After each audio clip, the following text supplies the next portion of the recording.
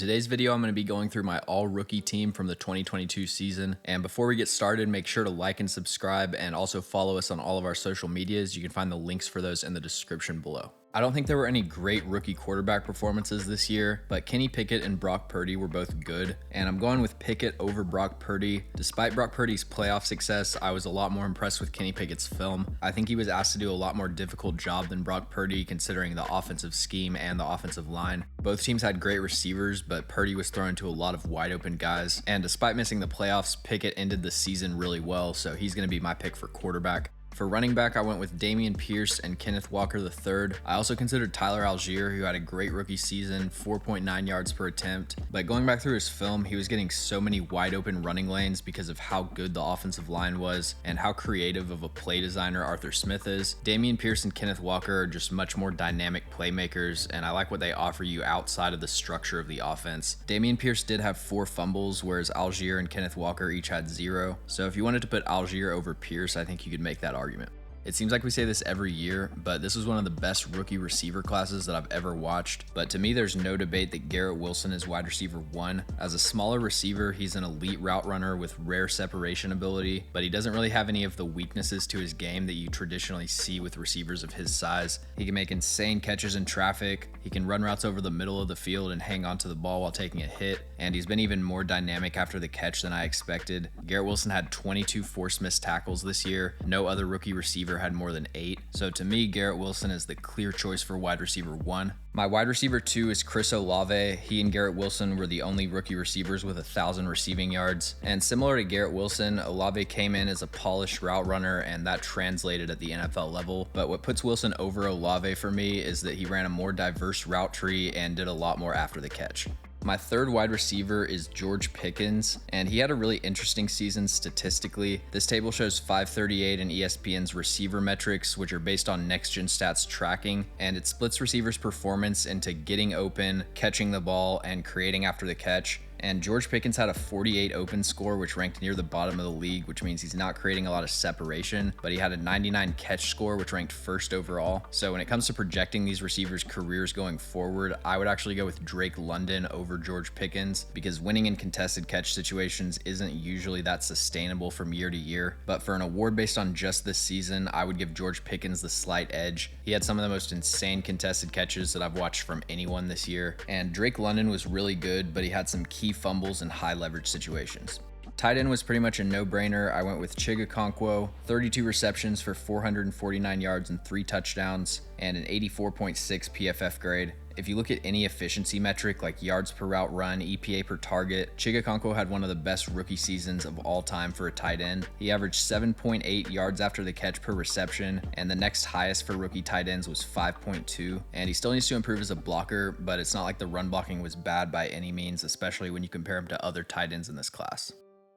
The offensive tackle class as a whole way outperformed my expectations, and there's a lot of guys that didn't make this list that had great seasons. I think Jamari Salyer from LA did a great job filling in for Rashawn Slater. Abraham Lucas was steady for the entire season, and I think Ike Ekwonu, just based on this year's film, showed enough flashes where it wouldn't surprise me at all if he's the best offensive tackle from this class. But my 2 picks are going to be Tyler Smith and Braxton Jones. Tyler Smith is the perfect example of how some of these players during the draft process that we label as projects are actually just undercoached and underdeveloped. I was a huge fan of Tyler Smith coming out of the draft, way higher on him than most people, but from watching his college film, it was just really hard to imagine him coming in and being an effective starter at left tackle as a rookie. But he made major improvements to his technique over the offseason, and this year I think he was absolutely the best rookie offensive tackle. I'm going to do a redraft video for the 2022 class at some point, and it would shock me if Tyler Smith falls out of the top 5. And my second offensive tackle pick is Braxton Jones from Chicago. He was a dominant run blocker this season, and outside of Justin Fields, he was the most important element of that rushing attack. And in pass protection, he was really good on a snap-to-snap basis. He just had a few disastrous plays where he got overpowered, and he really needs to improve his anchor going forward. I did a video on Jones around the middle of the season, and I was really impressed with him. And going back and watching the last 5 or 6 weeks of film for this video, I think Braxton Jones had an outstanding end to the season. So as a 5th round pick out of Southern Utah, he's looking like one of the steals of the draft.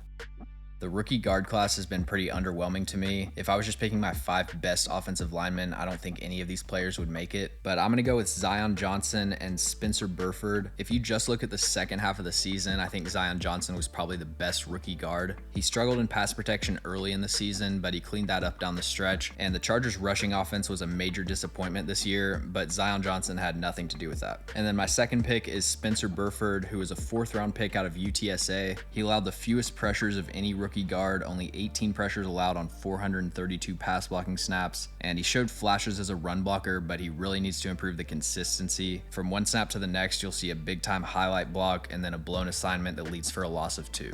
And then there were only 2 rookie centers that played meaningful snaps. Luke Fortner was okay for the Jags, but Tyler Linderbaum was clearly the best center in this class and probably the best offensive lineman if you just look at this season. The main area that he struggled was picking up stunts and twists, but he improved on that as the season went on, and he was a dominant run blocker for the entire year.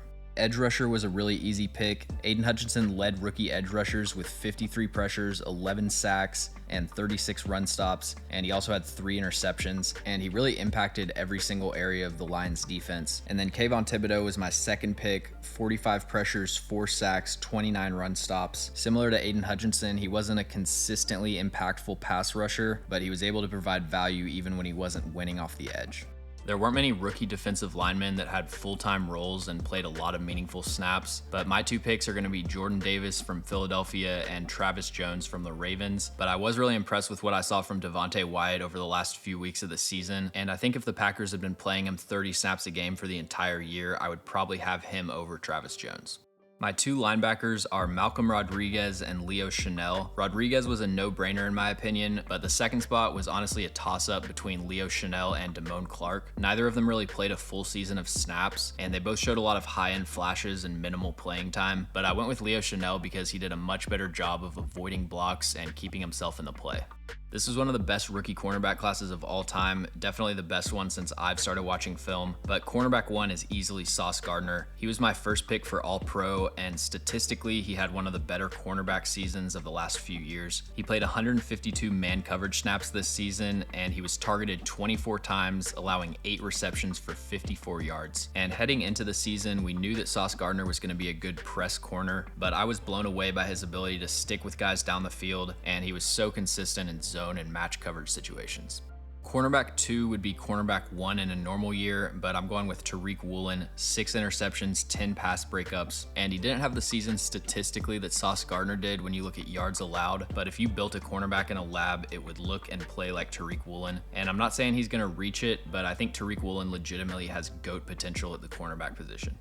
Cornerback 3 was probably the most difficult decision that I had to make for this list. If you just looked at the top 5 individual plays from the season, I think you could make an argument for Jack Jones out of New England, but I don't think he had the snap-to-snap consistency of these other guys. Martin Emerson might be the most underrated rookie from this class. He was playing so much press man coverage where he was on an island, and he had 9 pass breakups and didn't give up that many yards. But my third corner is going to be Trent McDuffie out of Kansas City. He didn't play weeks 2 through 8 because he was out with an injury, but ever since he returned to the lineup, he's been one of the most consistent corners in the NFL, and he had the lowest yards allowed per cover snap out of all rookie corners.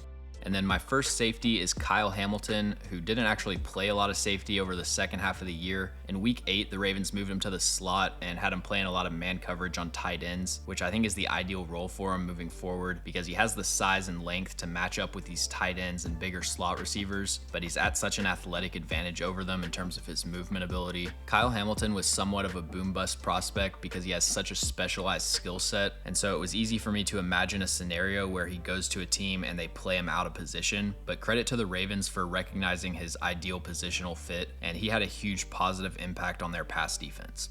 And then my second safety is Kirby Joseph. I strongly considered Jaquan Brisker here. I thought he had a really strong finish to the season, but I went out on a limb last year and gave Kirby Joseph a first-round grade. I don't think I saw any other analysts that had him that high, but shout out to Kirby Joseph for making me look smart. His biggest thing is he just has to start taking better angles as a tackler and run support. He was such a consistent tackler coming out of college, but if you look at some of the biggest plays that the Lions defense gave up this year, a lot of them were capped off by Kirby Joseph taking a terrible angle from deep safety and letting the ball carrier get around him. But from a coverage standpoint, I think Kirby Joseph had the best or second best season for a rookie safety, depending on what position you consider Kyle Hamilton. And then for special teams, I went with Ryan Stonehouse at punter. Pretty obvious pick considering he set the NFL record for yards per attempt. And then the two rookie kickers were Cameron Dicker and Cade York. And I'm going with Cameron Dicker, 27 for 27 on extra points and 24 for 26 on field goals. Thanks for watching. If you enjoy the video, make sure to like and subscribe. Also let me know in the comments any players or teams that you'd like me to cover.